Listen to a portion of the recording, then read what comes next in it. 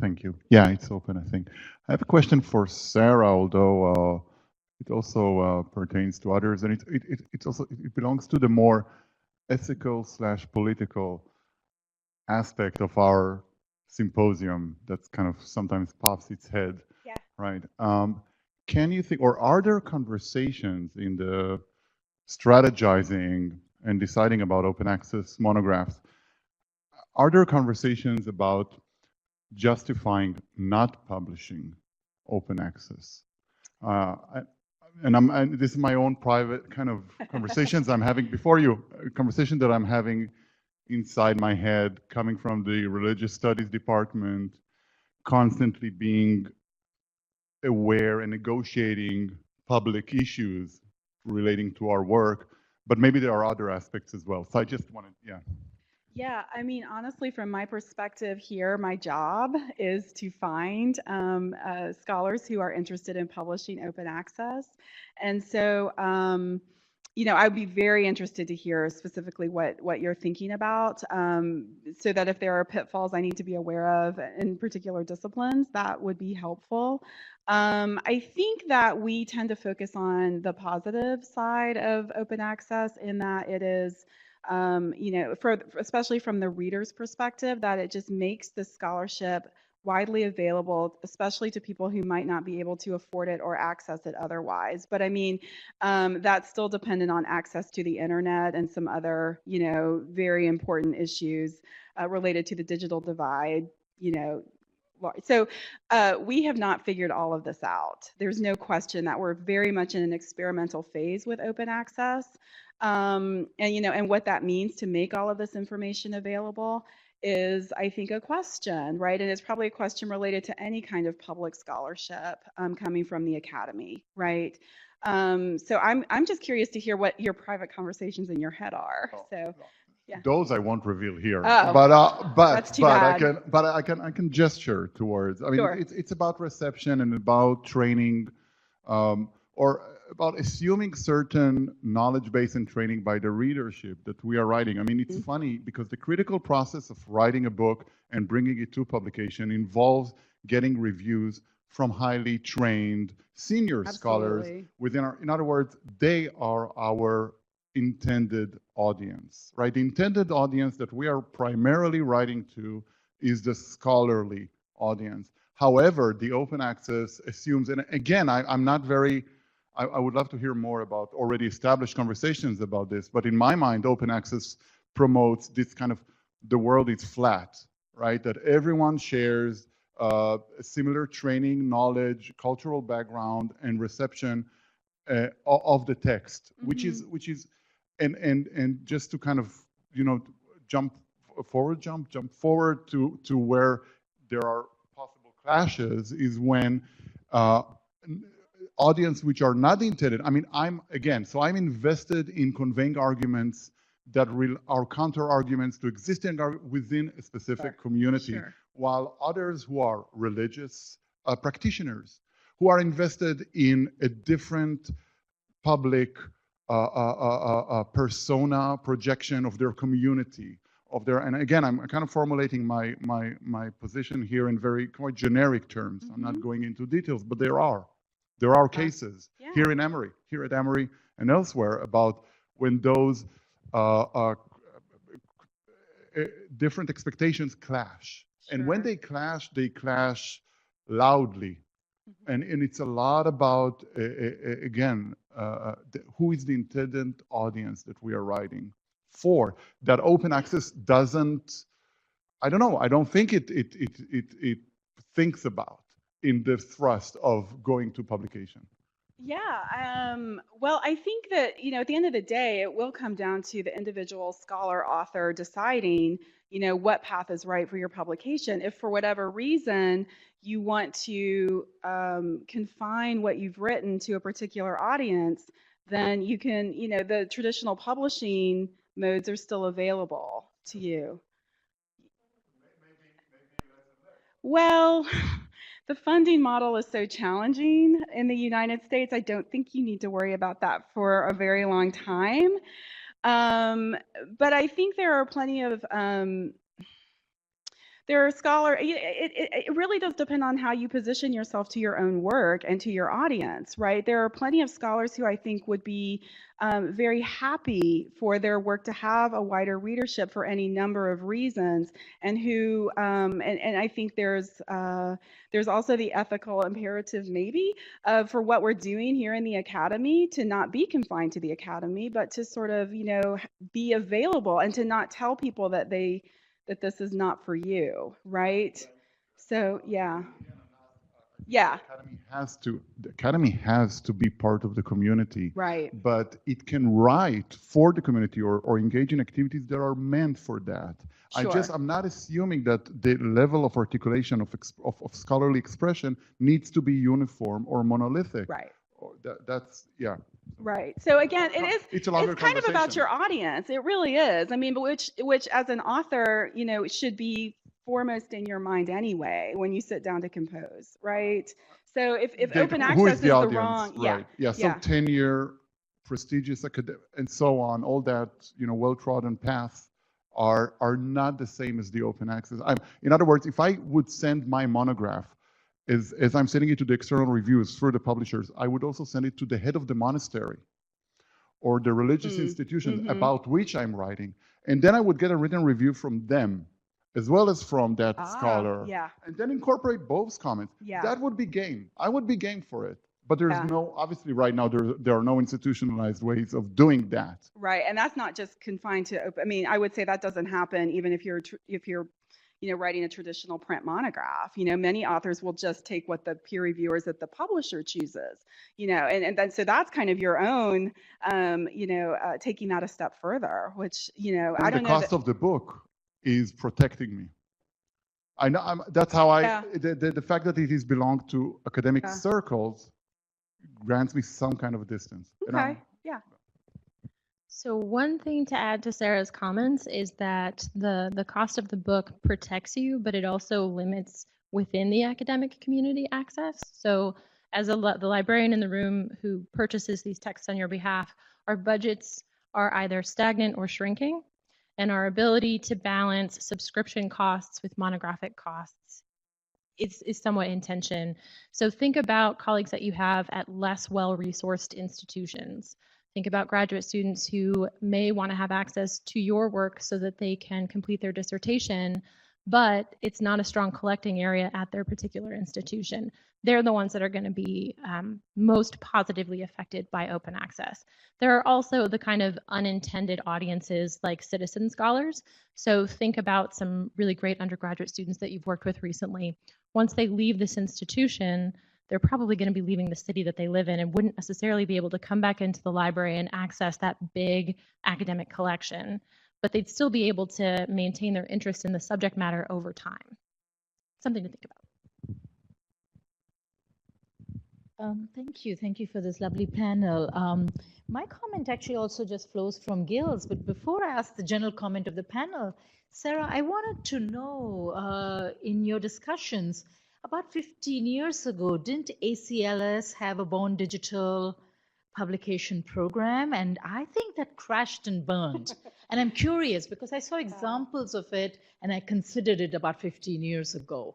And I don't know whether you had a conversation about what happened, because the examples I saw, one of them was very similar to the Enchanting the Desert project, which actually I also saw when it was being the Stanford University Press editor showed me when it was already in its pilot form. So you don't know the history to that? I don't, unfortunately, but I can look into that. That would be because we learn from other people's terrible and there mistakes, was something right? which, and you know, I was so excited when they launched it. They were in touch with me, and then it went nowhere. And I wonder if it also ran into tenure issue. You know, people not wanting to publish because of tenure and promotion. I don't know, but I don't think we have a history of what happened with that project. That's interesting. Right? I don't know. Okay, Is it familiar? Anybody? Okay. But you know, 15 right? years ago, I worked on a digital project called the New Georgia Encyclopedia. 15 years ago, we had all kinds of problems that we don't have today. Even you know, regarding storage, the cost of technology. You know, there weren't platforms out of the box that people could start using.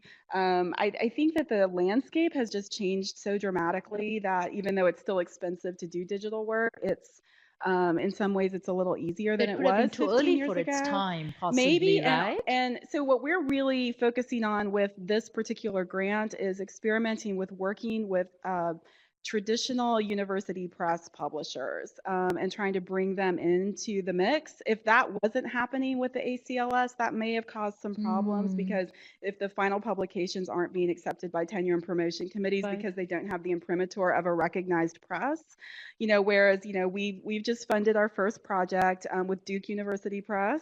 I think we have another, I shouldn't say it, but we have another one with a very well-known university press coming down the pike. And so, tenure and promotion committees will not just dismiss that out of hand. So it's a little bit of the prestige issue playing into it. I don't know if that was one of the reasons, but but now you've piqued my interest and I will go find out what happened there. Yeah. But the real general question is also one about digital literacy also, right? And anxieties around that, because, it's a learned skill.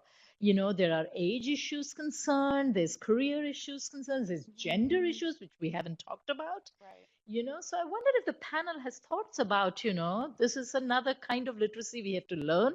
We talked to our students about it. They're already got to master so many things. On top of that, if the digital becomes the new frontier, what do people think about this? I mean, I guess my answer is that it's already here and that not learning it, not developing that literacy is a disservice to students and to the wider community. I mean, it's like any kind of literacy that, to deny that to people is to deny them. Yeah, I know, but just, yeah, right. So I would just say that the digital literacy is imperative, but yeah. Anybody? Agreed. Well, but that was also the first one, right? So it's going to get all the daggers thrown at it because, it was an experiment and it was the first one. And I think one of the other things that we're really trying to figure out is how these monographs that do have, moving pieces and multimedia, how do we construct an argument that doesn't just rely on text? And maybe it's linear and maybe it's not. And can we do that? I think that's a very real question that people are struggling with right now. And it may take us some missteps in order to get there. I mean, I really do think we're in such the early days of figuring out any of this. And remember how one thing I like to, remind people, and this is something that Janet Murray, who's at Georgia Tech, talks about in her book, Hamlet on the Holodeck, which is from 1997, which when I read it, I couldn't believe it was from 1997. But she really talks about, the long view here and how long it took to develop that book, that piece of technology that we take very much for granted, took centuries to develop to the point that it seems so seamless and just, intuitive. So I think, a little bit of patience, will be required as we figure all of this out. This is sort of my take on that. Yeah. Just a little bit about using some of these resources in the classroom. One of the things that I'm regularly consulting on, I get this question all the time from faculty and, in workshop situations, people like, well, yeah, how am I students supposed to learn this when they have to learn all this other stuff, including, the history of Indian text traditions was it Connie in the Hindus? Is it 50,000 BC? Yeah. I'm sorry. Yeah, so, okay, there's a lot for them to learn. And one of the things is being aware of technology fatigue for the students and pacing yourself and the students. One thing that I regularly say for digital storytelling, and Gil and I were just talking about this, it's something I regularly teach to faculty and in my own classes, is that it's not to teach the technology, it's not time lost in the classroom, but there's no need to give students, oh, here's a technology for you to learn, here's the rest of the stuff for you to learn, and then you have to learn the LMS for your class, and all these other tools, to be aware that these things take time. The best thing to do for something like digital storytelling, for example, is for you to do the assignment yourself. Best thing to do when you're actually assigning one of these texts is go check it out. How long does it take you to get started with that? How long does it take you to be able to say, like, oh, I can read that maybe in an evening, it didn't crash my browser, for example. So have the experience so that you can actually take that to the students and say, I was going to assign you chapter whatever, or I don't even know how you would assign stuff from Enchanting the Desert, but slides 1 through 10, and then do this assignment. But now I would just love for you to go explore that text and tell me what that experience was like. So there's a sense of doing it yourself, experiencing it yourself, so that you aren't unintentionally overwhelming the students.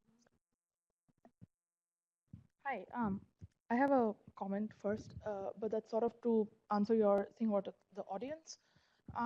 Especially when we're working with like South Asian materials and things, often, especially when we're doing it from the US, we don't keep in mind that a lot of the people and communities and products that we're talking about, are rooted in the region. And so many scholars from South Asian institutions or public more generally are, dealing with a crippling lack of resources, even in the bigger research universities. So I was in JU, Jadavpur University for my undergrad and for my master's, and JU is one of the best English programs in India, and we do have access to, databases and project muse and blah, blah, blah, and all that. But in terms of something as basic as interlibrary loan does not exist in India. Just that resource is not available. So I have friends and colleagues who have done their PhDs from JU and they're really fine projects. But to access scholarship that is done via traditional publishing means and published from like pricey US presses and stuff, they were pirating their books from Sci-Hub, from other domains online where you can actually get entire books like scanned and uploaded for free. And the ethics of doing that, like, yes, it is piracy, but it also, when it comes to like, so a lot of people, for instance, speak out against academia.edu.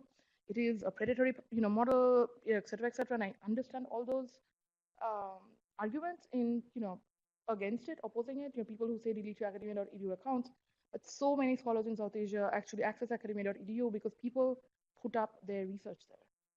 You follow a prominent scholar, maybe they will have, proofs, like publishers' proofs of some paper they have written in some obscure or in some major journal somewhere behind a high paywall. So open access, like I think when we're doing South Asia, especially work in this region, we also keep in mind just the question of like the very, very unequal distribution of resources. And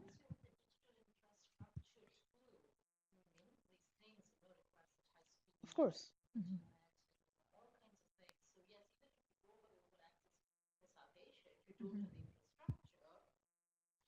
I know, which is why like that's part of what my talk was about. But what a lot of these libraries are trying to do, they are essentially trying to digitize as a means of open access, for patrons who might not be able to come physically, to access like this 100-year-old book in some obscure library somewhere in the middle of Bakura or something. But the ways and means they're going about it, also because of lack of resources and a lot of also in some cases lack of oversight or expertise really in the digital domain. The ways in which these things are being digitized or put up, the search functionalities are not optimal, et cetera, but the need is really urgent, I would say. So that's just something to sort of keep in mind, that not sitting in like the US in our little academic bubbles and I don't know, forget about that.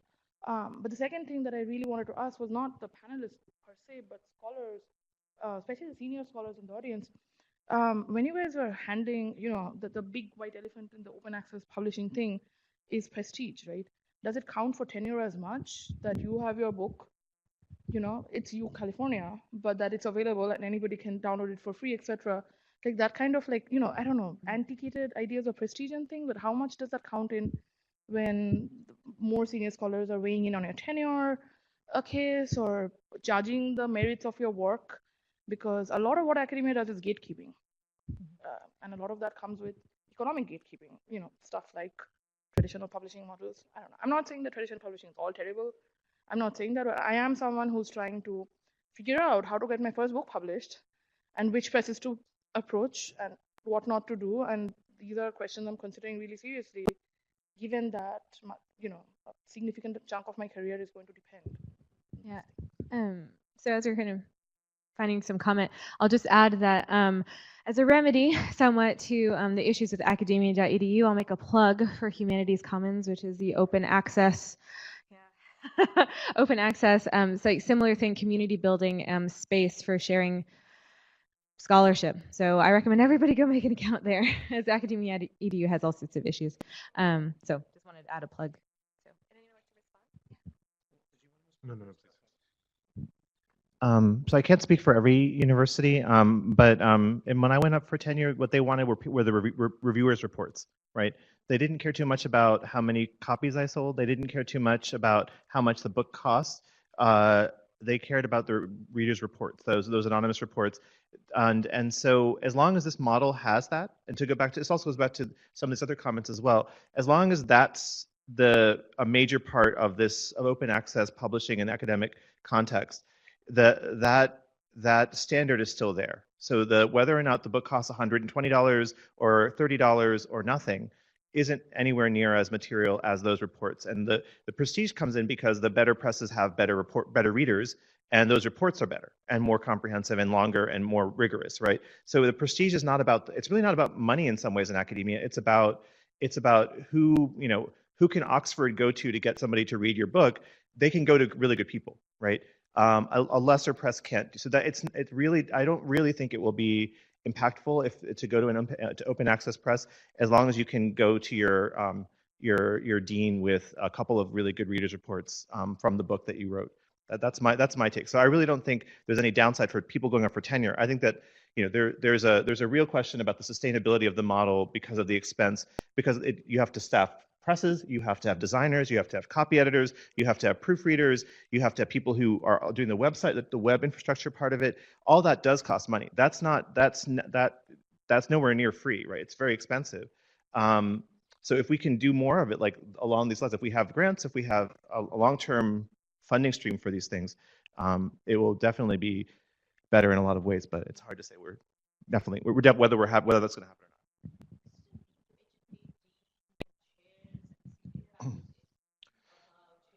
Well, I don't think you do. I think that the word peer, I don't know. A lot of people.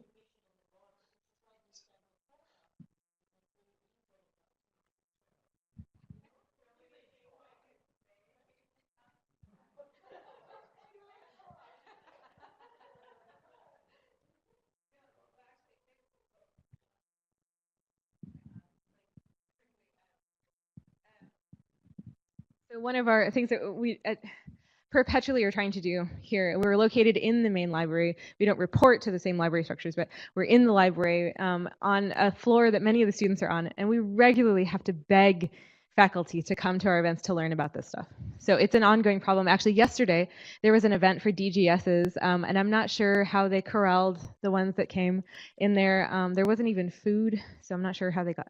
But again, and we just had one of these last semester. So every semester we have to have these invited events to have people come in and learn about this, and then we're going to their classrooms, and it is a constant thing that we of doing outreach on any number of things that we've talked about today, and then publishing as well, to try to educate people. But here, we have Michael Elliott, had written this piece that went around, and there's like more support, it's growing support at Emory, and even still, just last semester, I was speaking to a faculty member I work closely with in a number of areas, and over in anthropology, and she's like, "Oh, who's Sarah McKee? What is that?" And oh, she's doing a talk. Like, oh, I didn't know about that. I'm like, oh, how do you?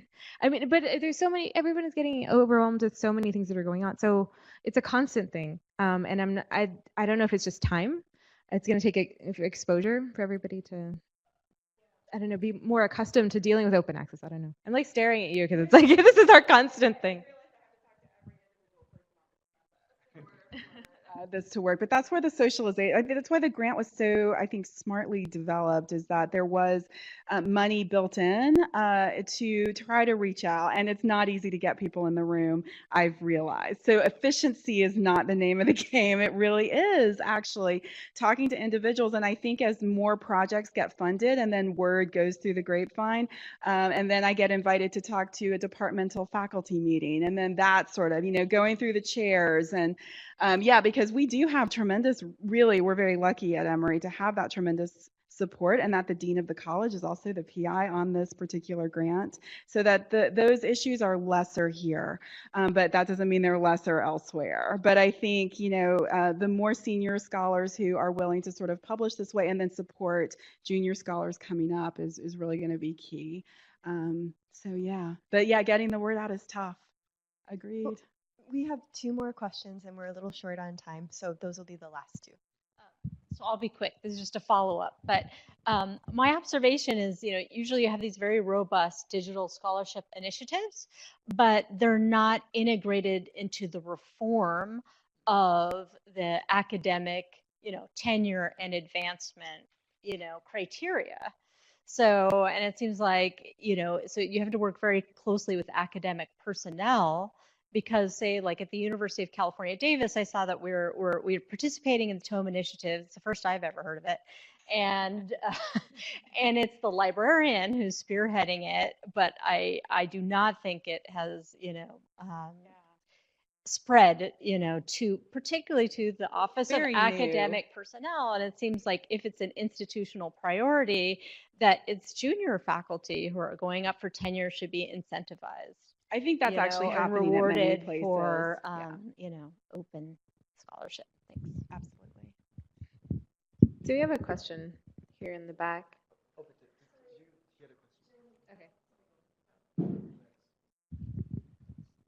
First, good news for you, Andrew, and for all of us.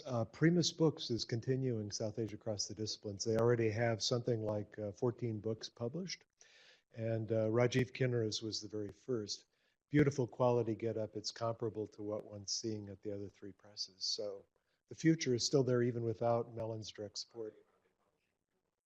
New books. These are new books in the series. Muzaffar Alam and, as I said, Bob Goldman and Gauri Vishwanathan are still continuing as the editorial board. So yeah, that's very hopeful for all of us, I think. I wanted to come back to Amardeep's comments. You were exactly spot on, I thought, and beautifully put the case for the paucity of materials, particularly in the South Asian languages themselves that are available for research. And wanted to let you know that recognition is something that underpins the South Asia Open Archives.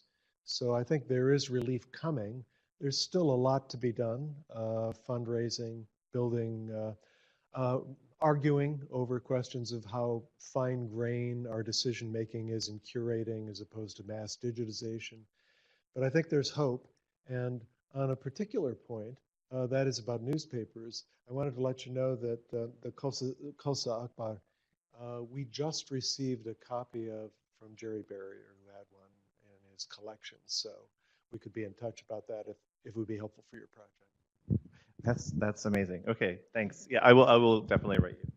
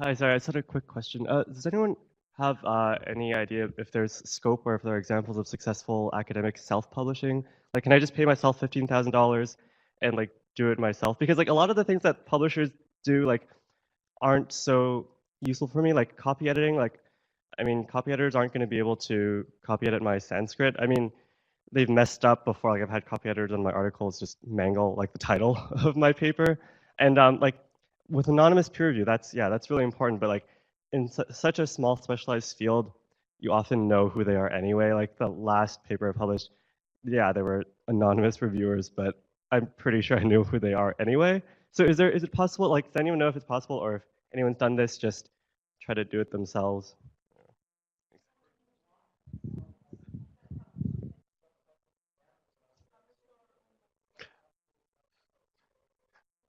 Peer review. Peer review. Peer review. You will not get tenure without peer review. That's just the basic bottom line. Peer review. Yeah. I'll jump in there just to say that if you are tenured, there's a professor here at Emory in religious studies who has self-published, but he publishes so prolifically. Like he's publishing things like peer-reviewed, like traditional stuff all the time. So if he goes off and does a self-published book, everyone is like, okay, well that's just because it's so and so, and he can do that. So I think that you have to be at a privileged position to be able to go off and kind of do that independently, I think. Okay, this is really the last question. Sorry. I just wanted to throw in one thing into the open access debate that we haven't, maybe it was talked about and I missed it. It's financial sustainability. It seems like right now, the only time you have open access is if you've got grant funding, and that's not long-term sustainable. Publishing companies obviously are charging because they have real costs to stay alive. So what do you do if a grant dries up? What happens to those open access publications? How do you keep them open access? That's a fantastic question. And we don't, I think, have the answer to it entirely. You're right. Very often it is driven by grant funding. What's interesting about the TOME initiative that, at the other institutions is that they're actually finding this money. So, they're probably, fairly well endowed universities, but they are finding it again through usually a combination of library budget and sort of paying into it and through the provost's office. So there has to be, I think, an institutional commitment. But as we have talked about it here a little bit too. I mean, $15,000 for one book is a lot of money. What that can pay for quite a number of print volumes. That so we have to balance that, and we have to figure out if there's a way maybe to bring those costs down eventually. One model that is floating around out there too, which some people like it, some people don't, but that you can publish a book, you can let the publisher sell it for a while, including an ebook, and then you can retroactively open it. So there are some other grant-funded programs that sort of operate that way. And when you do that, the subsidy for making it open access tends to be significantly lower than that $15,000. So that might be something we really have to look at a little more closely. But it is very much an open-ended question. And I wish I had a better answer for it at this point.